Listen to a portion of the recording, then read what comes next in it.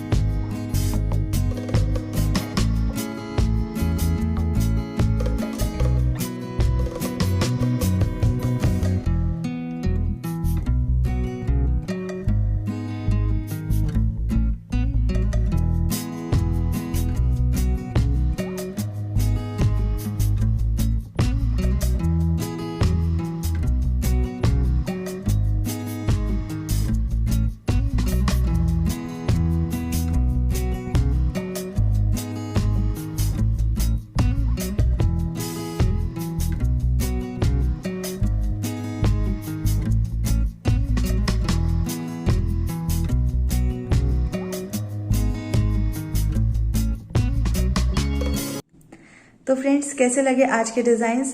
I hope आपको कुछ ना कुछ आइडिया तो जरूर मिला होगा इसमें कि आप किस तरह से ट्रेंडी साड़ीज के डिजाइन्स को ड्रैप करके पहन सकते हैं, और पल्लूस को आप डिफरेंट वेज में भी स्टाइल कर सकते हैं बेल्ट के थ्रू। तो वीडियो अच्छी लगी इसे लाइक जरूर कर दीजिएगा, अपने फ्रेंड के साथ भी जरूर शेयर कीजिए और चैनल को सब्सक्राइब करना मत भूलिए। हम फिर मिलेंगे अपनी अगली क्रिएशंस में। वीडियो देखने के लिए बहुत बहुत शुक्रिया।